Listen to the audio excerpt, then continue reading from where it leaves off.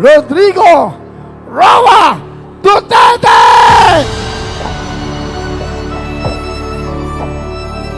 Lights, please, lights.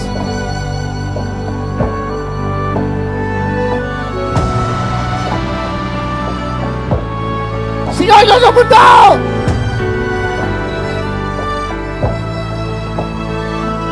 Ang nagmalasakit, nagmahal!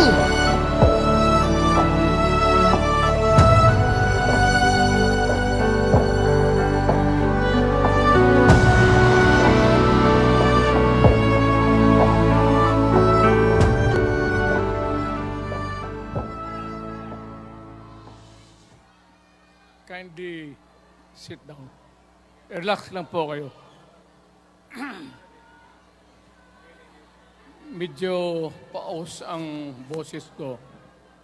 At pasensyahan ninyo ako. Maraming nasa utak ko. Papunta ako dito kung anong sasabihin ko. Puno kanina ang kaalaman ko. Ang problema, nung sumayaw yung magkakaroon dito,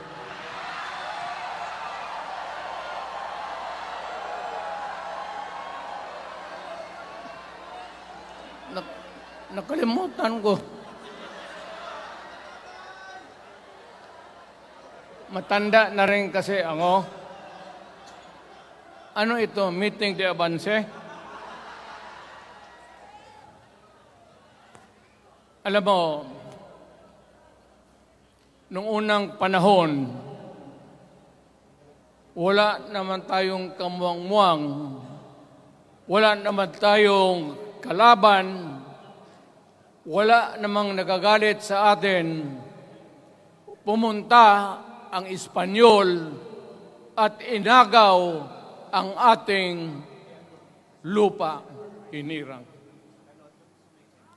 For 400 years, nagtiis ang Pilipino subjugated by foreigners. Then, during the American and Spanish War, natalo ang Espanyol at napunta ang ating bayan sa Amerika. Anak ng grabe ang tiis ng Pilipino, yung mga lolo natin, kung gaano na lang sila pinahirapan. Alam mo noon, kung hindi ka magsimba, ay may mga pare nandyan, they know the history of Christianity. Alam mo noon, kung hindi ka magsimba, 10 palo sa katawan mo. You doubt my... Ayan si Father Ibasco, Chief of Staff ko sa City Hall. Siya yung NPA leader doon sa Libungan. May plenum ang komunista. Itong mga sundalo natin, nandito sa harap ko, nahuli yan si Ibasco. At ako naman ay fiscal noon, pumunta ako sa Katitipan para i-administer ko yung oath niya, yung statement niya kung totoo o hindi. Pagkatapos noon, sabi ng mga sundalo, Piskal, papatayin namin itong 2 pare. Father Tison, Waray, pati si Father Ibasco. Bumaba yan sila sa Visayas para makiksapalaran sa NPA. Sabi ko, wag, kasi pare yan.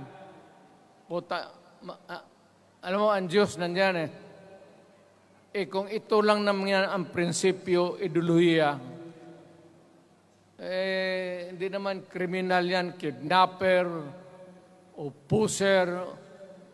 Sabi ko, kulungin na lang ninyo. So, sa matagal na panahon, sulat siya ng sulat kay Cory. Eventually, na-release yan sila lahat, pati na ang asawa nila Quintanar, yung mga komunista, mga Esparo, nanggaling dito at naging uso sa buong Pilipinas, yung pagpatay. Wala. Barangay captain, konsehal, military, navy, police, puro may pamilya. Anak ka ng kakawalang kwenta yung ideolohiya. Kung hindi mo man lang mabinta sa mapayapa na panahon, so kinuha ko siya Chief of Staff, tapos umuwi siya sa Bohol, naging governor. Pare ito. Nandito siya ngayon, kasama tayo, at maraming salamat. You guys from other parts of the Philippines nagpunta rito para lang makipagduyog sa Bisaya. Sumama lang sa ating, kung sabay tunong sa Tagalog, yung ating, the purpose of why we are here. Wala akong, no longer in politics. I am not a candidate. Nahirapan nga ako mag-akyat ng hagdanan. I am 80 years old. Hindi, 79 lang, pero hindi binibilang yan eh. Sabi malas daw. Sabi ng asawa ko, 80 na ako. O, sige, 80 na. Pero nung lumabas itong People's Initiative, okay man yan. Abogado ako. There are 3 ways of amending the Constitution. Mag-constitutional convention, mag-election tayo sa political districts ng representante para sa assembly to convene there and propose changing or modification of our Constitution. Itong People's Initiative, pati itong Congress, they would convert the Congress into a constituent body and propose the Constitution. Alinman dyan sa lahat, it will be submitted to the people for ratification. Ang problema dito, ako, Mr. President, Ma'am Lisa Araneta Marcos, hindi ninyo ako kalaban. Wala akong sinasabi ng masama. Hindi lang ako makakampanya noon. Alam mo, iniiwasan ko ito. Itong panahon na ito talaga ang iniwasan ko kasi mapipilitan ako ngayon magsalita laban ng mga tao sa gobyerno. Alam mo, Mr. President, hindi ako maghingi ng tawad. Kagawan mo yan eh. It is your responsibilities sa sarili mo. What you do in this world binds you. Iyo yan. Huwag mong sisihin ang ibang tao kasi sarili mong utak at katawan yan. Nung ako'y mayor Pinakitaan ako ng evidence ng PDEA. Doon sa listahan, nandoon yung pangalan mo. Ayaw kong sabihin yan kasi magkaibigan tayo. Kung hindi magkaibigan, magkakilala. Ikaw pumapasok kayo ng alanganin. Mr. President, baka susunod ka sa dinaanan ng tatay mo. Diyan ako takot. Ayaw ko mangyari sa iyo yan. Pabor lang, ako namang nagmamakaawa kasi it will divide the nation at madugo itong panahon na ito. Alam mo, Mr. President, sabihin ko maya sa tao kung ano ka. Noong unang panahon, hindi tayo puro Bisaya, nagkita-kita doon sa Luzon. There was a community of Filipinos. Galing Visayas, galing Ilonggo, galing Waray, galing Mindanao, galing Hulo, galing Lanao, Cebu, Samar, at Taas, Pampanga, Apare. Nagkita-kita yung mga minono natin. Kasi hinawakan tayo ng Espanyol, pati Amerikano. Nung dumating ang panahon na tayo'y nagkaharap na, sabi ng mga lolo natin, ano ang gawain natin sa bayan natin? Pwede ba tayong magbarangay-barangay lang o magkaisa tayo? Di na bale, iba-iba ang salita natin. It was agreed by the Filipinos then of all walks of life, Ma-Ilocano, Ma-Cebuano, mga taga Mindanao, they agreed to form a constitution. Alam mo, yung constitution parang bahayan sa tao. May poste. Sabi natin, maggawa tayo ng magandang opisina where we can meet and talk about the destiny of this country. Doon, they agreed na yung malaking bahay, may poste, mga malaking poste, at may mga muebles at kwarto, living rooms and all. Ang usapan na from time to time, lumalaki na ang bayan at magdagdag tayo ng mga opisina sa mga opisyal.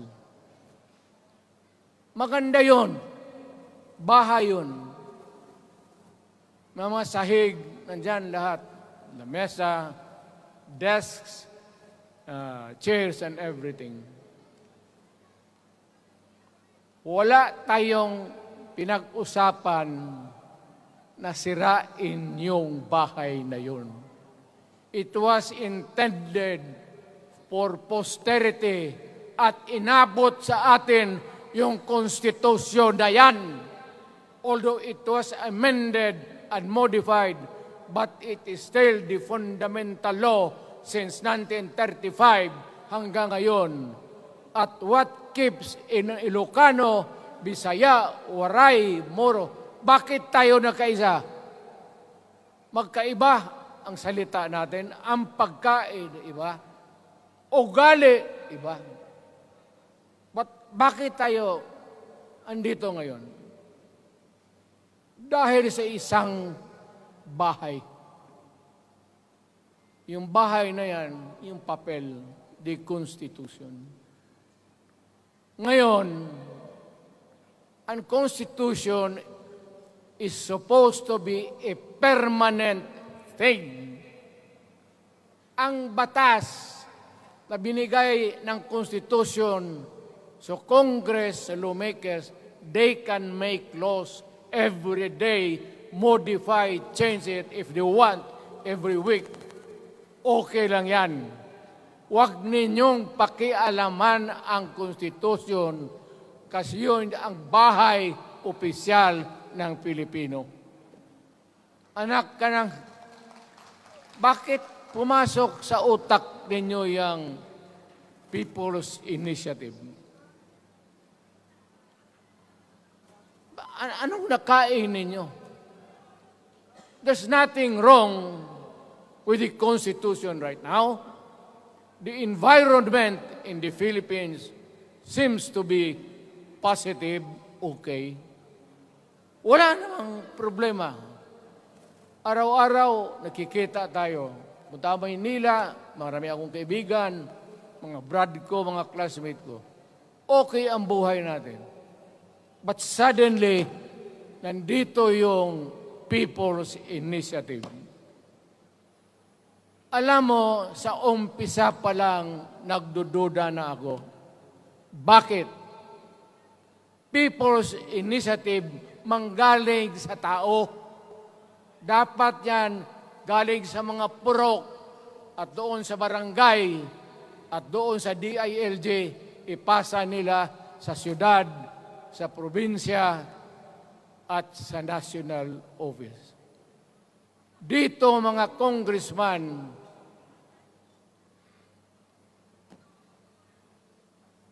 alam ninyo, kung magkaletse-letse ang buhay na ito, sabihin ko sa military, sirahan ninyo yung Congress. Magastos, nagbabayad tayo, nag-usik-usik sa kwarta. Sige pamayad para People's Initiative. So, what is the motivation? Galing ba sa puso ng tao yung pinipirma niya? Hindi yung pirma niya yung petition para ito, kaming nagsipirma dito, pumayag na merong pagkaiba ngayon sa Constitution. Pirma lang, pati pera. Anong klase yung putang inang yun? Ganon na lang ang tingin ninyo sa Pilipino. Pagka ganon, maghiwalay-hiwalay na tayo. Kayong taga Luzon, pumunta na yan sa Mindanao, mag-declare na lang tayo ng independence separate. Bakit binababoy ninyo ang bayan natin? Ako naging presidente. Ako naging mayor. Ako naging congressman. Ang sinasabi ko sa inyo, putang ina.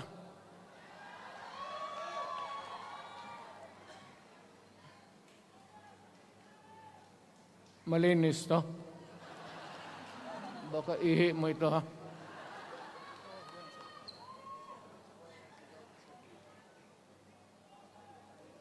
Kakaubos talaga ng laway itong...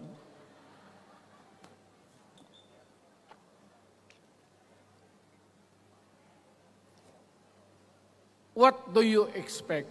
The national government, particularly ang Malacanang, anong gusto ninyong response? Niwala kayong mga seminar na ganon. You never educated the Filipino people. You want the Filipino to remain ignorant para you can do what you want with the country. Yan ang totoo.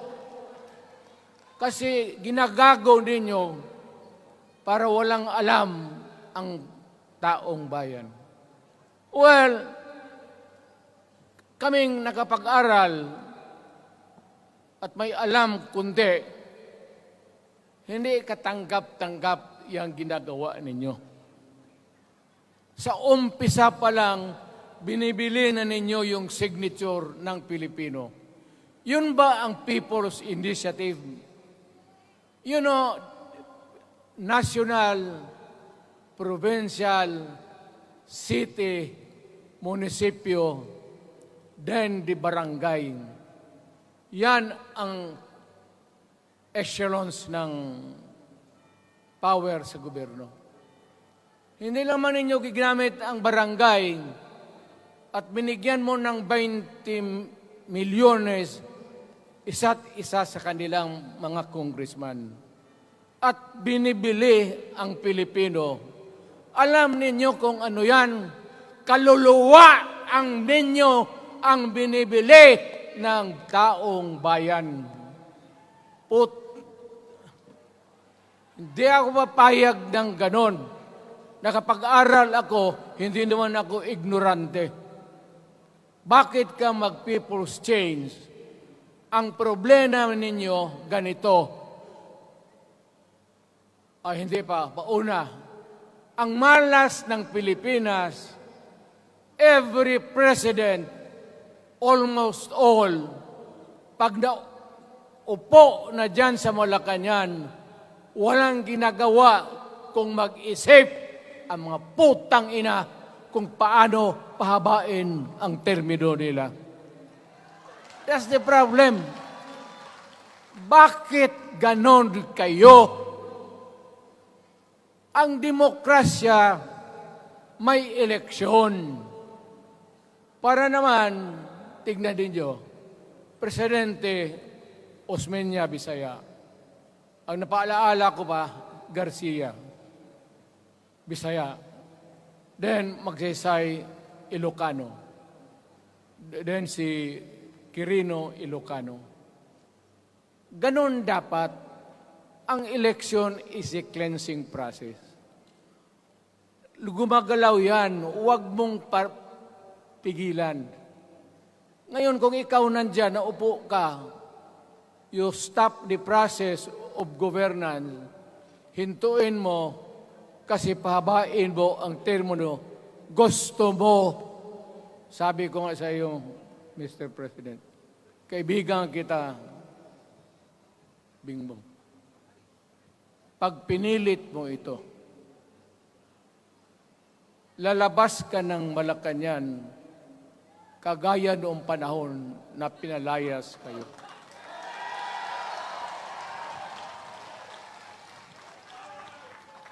Alam ninyo, kung hindi na talaga ito mapigilan, nandyan ang military pati polis, makinig kayo. Pag-aralan ninyo kung ano yung pinapakain nila sa taong bayan. At pagka nakita ninyo kung ano ang mali, you correct it.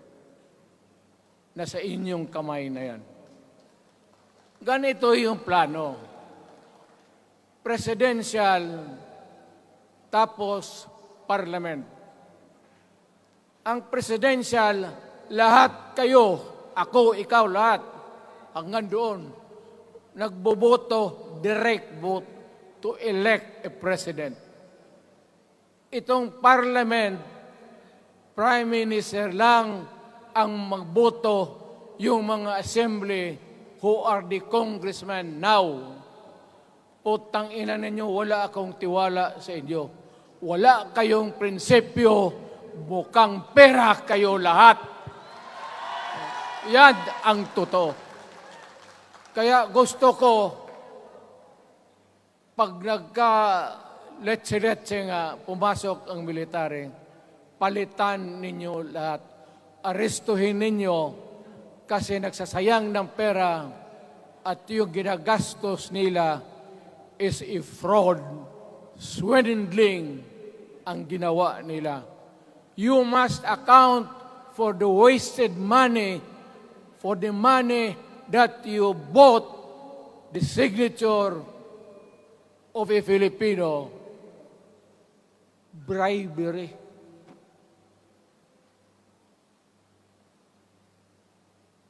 magdasal lang kayo.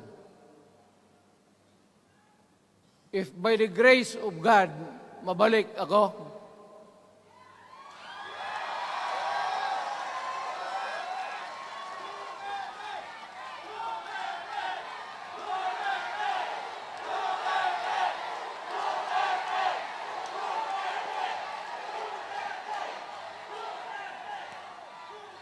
milagro lang naman yan, hindi ba yan totoo?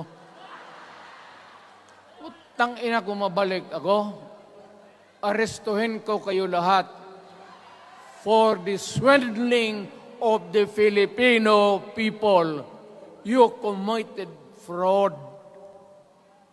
Pinagsayangan ninyo ang pera namin. People's Initiative does not involve buying the vote or the signature of the Filipino. Talagang mga wala kayong prinsipyo, mga putang ina ninyo. Yun naman, baski ano ka, diyan katagal ako, yan o. Yung sa likod ko, umupo ako diyan. Vice Mayor ako. Diyan, Mayor ako, pinakamatagal. Naging congressman ako. Presidente. Kayo, nagpasok sa Congress, eleksyon, nanalo, SECO. So parang ganito, yung mga, para sa mga balaga, pati lalaki. Pasok niyan, SECO. Paglabas niyan, pagkatapos, Rolex na. Pumunta ng Malacanang, nakatamaraw, paglabas niyan, ng Mercedes-Benz. Busog kayo lahat. Tingnan ninyo yung mga bahay noon ng mga congressman at tingnan ninyo ngayon kung ano kayaman sila, lalo na yung mga bahay nila sa Maynila.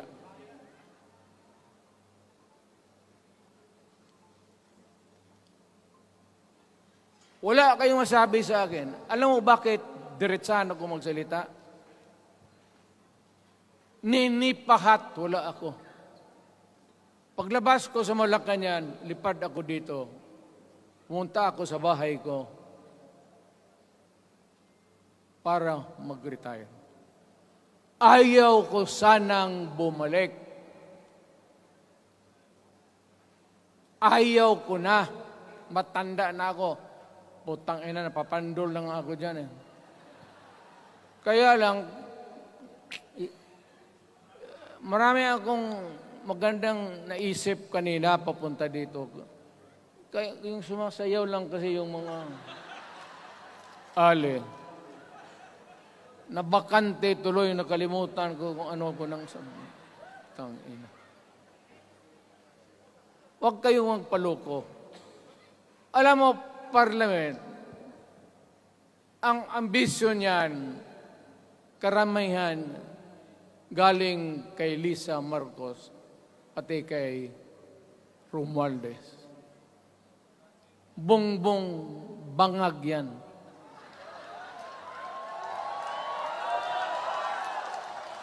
That's why sinasabi ko na sa inyo ngayon, si Bongbong Marcos bangag noon, ngayong presidente na, bangag natin ang presidente.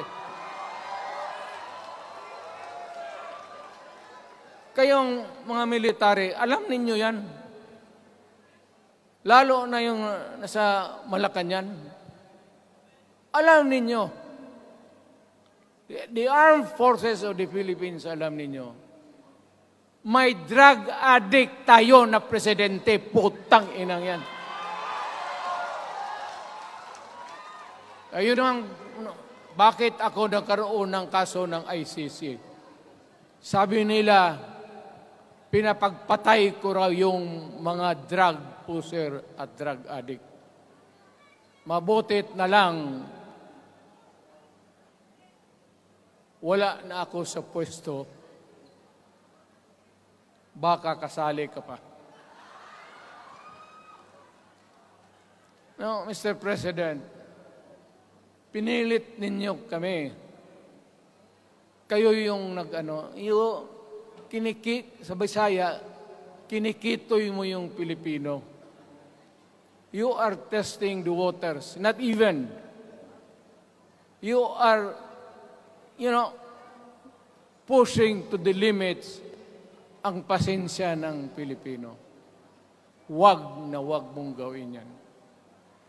Wag mong gawin yan, wag mong ituluyan kaya magkagulo. Pag hindi namin napilitan kayo sa mga rallies, sa aming mga boses, ang sentimento namin, ako'y sinasabi ko sa military, nag-hemorrhage ang bayan, gastos dito ng gastos doon. Tapos kung mag-speech, ang pinag-usapan ang putang inang pobreng Pilipino. Gastos dito, gastos doon. Mga military, maawa kayo sa bayan. Pag hindi namin kaya, gawin na ninyo. Gawin ninyo, kawawa ang Pilipinas. Alam mo, Presidente, tapos mag-parliament, tumatakbo ng assemblyman o congressman niya si Sandro, tapos ipasok nila sa assembly, gawain nilang prime minister. Yan nga ang sakit ng Pilipino. You want to perpetuate yourself in power at the expense ng buhay ng bayan. Mabuti sana kung bright kayo. Kung drug addict ka lang naman at may asawa kang hungry for power, tapos may isa itong taga Leyte, gusto siyang mag-prime minister at gawin niya itong bongbong, diyan ka lang, ako ang bahala. Ceremonial president ka na lang. Ako na ang magpatakbo ng bayan sa parliament. Yan ang plano nila. Yan ang hindi talaga matanggap natin. Kalukuhan niyang putang ina. Huwag kayong, alam mo, bakit ako makipag-away ng presidente? Marami siyang sundalo. Kaya natin, kayong pumalag, pero there is always a time for everything. May panahon na ikaw ay sikat. Sa ayaw mo at sa hindi, may panahon ka talagang bababa dyan sa Malacanang. Gaano katagal ka man to hang on to the power, that is for God to decide for the nation. Kami, patayin ninyo, wala na akong silbi.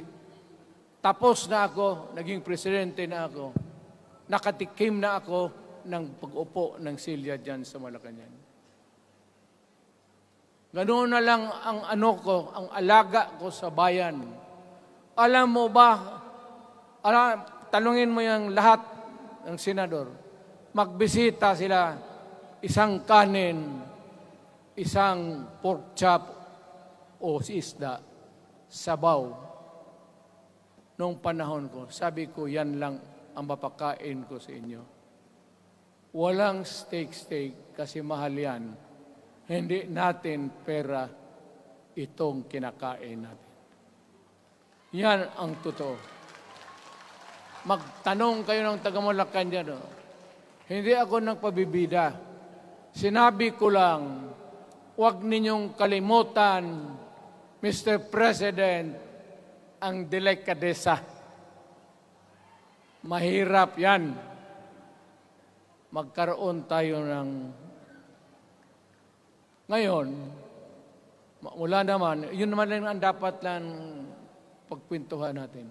Huwag kayong pumayag dyan. Binabastos kayo. Alam bakit? Bakit nadalhin tayo sa parliament? Anak ka na. So pag doon, kontrolado na nila, pati yung anak na assured na maging... Yan nga ang mahirap eh. Lahat na maging presidente, ang pamilya nila, walang inisip kung hindi paano titira dyan hanggang sa matapos ang panahon. May I remind you, itong election, papalit-palit ito. Para sa lahat, mayroong Ilocano, may Bicolano, may Bisaya. Hindi mo pwedeng suluhin yan. The election is a cleansing process. It does not, it's never the intention of the whoever wrote the Constitution na ikaw, isang Pilipino, taga-Paway, taga-Batangas, taga-Davao, ikaw, Rodrigo Duterte, nandiyan ka na, huwag ka nang umalis. It was not the intention of the lawmakers. Demokrasya tayo, Mr. President. Huwag mong kalimutan na isang term ka lang pagkatapos bababa ka na. Pag ayaw mong bumaba, utang ina magkagulo ang bayan, sabihin ko sa inyo. Ngayon, nakikinig kayong mga military. Gusto niyong iwasan ang dugo? Kayo lang ang makapigil nito. Putang ina, pigilan mo yung kalukuhan na yan. Pagka hindi itong rally na ito, it will multiply all over the Philippines and there will be trouble. Ako ang nauna kasi galit ako. Dumaan ako ng presidente. Not even for a minute did I think or was thinking of extending my term even for one day. Nung natapos ako sa araw na yon, bumaba ako, sumakay ako, lumipad ako dito sa Davao. Ikaw, Mr. President, hintayin mo yung 6 year, kalimutan mo na yung kay Romualdez, kasi yan ang magpahamak sa iyo. At maraming magagalit sa iyo, pati na ang militar. Kaya hindi na ako magtatagal. Yun lang ang dasal ko. Reject. Protect the Constitution. I am calling now the armed forces and the PNP. Protect the Constitution. Trabaho ninyo yan. Huwag ninyong kalimutan. Kami, inyong dapat, you should worry about the nation. The millions of Filipinos. Huwag kayong mag-isip lang ng isang pamilya. Putang ina. Ilagay ninyo sa utak ninyo yan. Bahala kayo. Balang araw, magsisihan. Pero kasi umuulan naman, hindi ulan. Hindi, shower lang yan doon sa Malacanang, ginagawa nila, pasirit doon.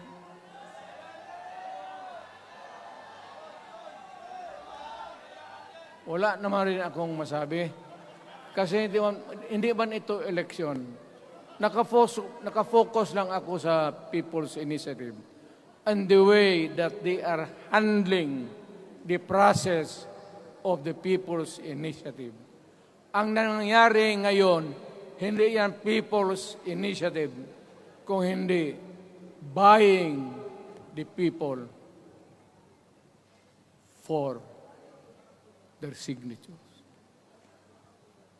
Pag-umpisa pa lang, bayaran na.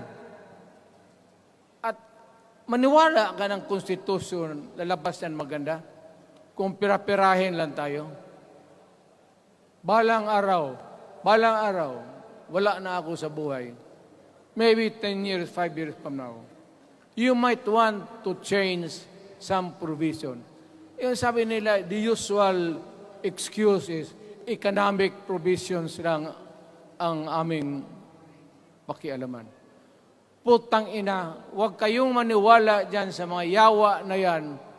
Puro kasing sinungaling ang mga ulol Alam mo, pag nagtawag ka ng Constitutional Convention through People's Initiative or when you open the Constitution, hindi mo pwedeng limitahan ang powers na yan.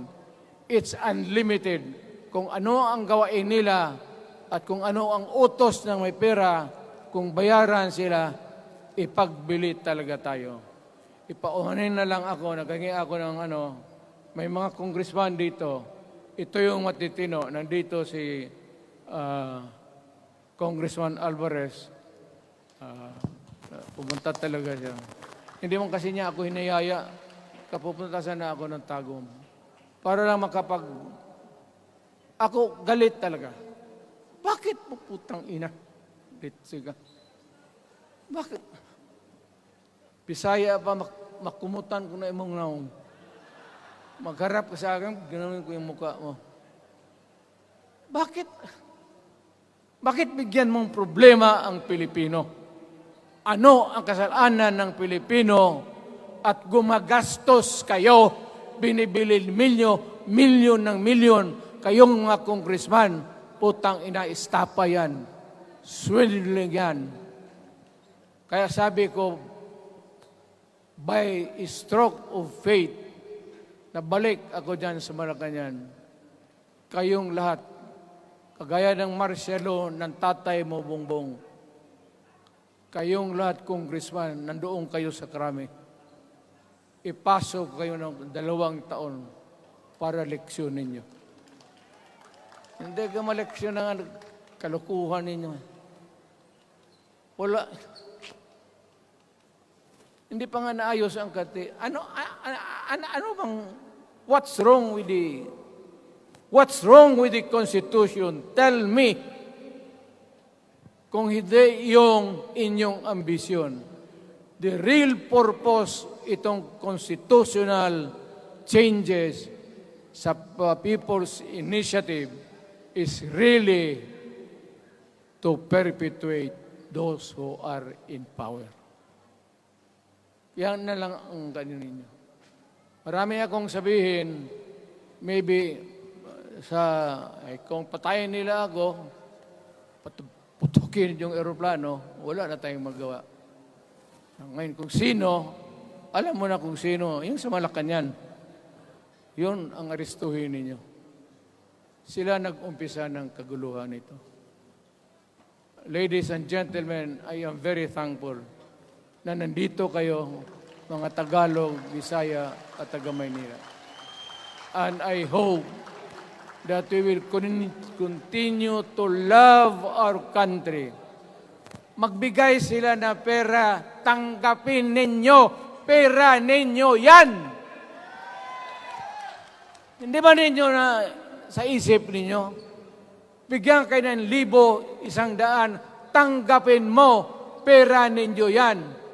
Pati yung sa bulsa nila, kinakain nila, at pinagbili ng bahay kung saan-saan, pera ninyo. So, make sure na bago kayo lumabas lang naman sa mundong ito, may panahon lahat, mamatay tayo. Mag-iwan kayo ng isang prinsipyo.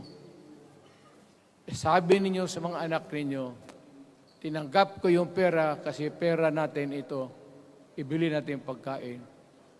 Pero yung prinsipyo natin, huwag natin ipagbili. Yan ang iwan mo sa mundong ito para sa mga anak ninyo. At yan ang dadalhin mo sa langit. Pagka sinabi ni San Pedro, anong nagawa mo? May ginawa ako para sa bayan. Tapos magsabi si San Pedro, ano pa? Yung mga ibang bagay na ginawa mo, mga kasalanan, mga kabit, ganon. Sabihin mo kay San Pedro, nandito ako sa langit para makipag-isa sa Diyos. Pag hindi ka tumahimik, yung manok mo, hawakan ko, ilambos ko yan sa ulo mo. Putang ina ka. buksan mo yung puwertahan at papasok tayo, magkita-kita tayo sa langit.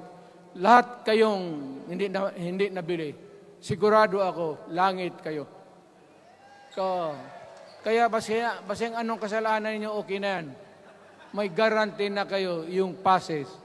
Mahalaga yan as a matter of principle. Prinsipyo sa tao. Maraming salamat po.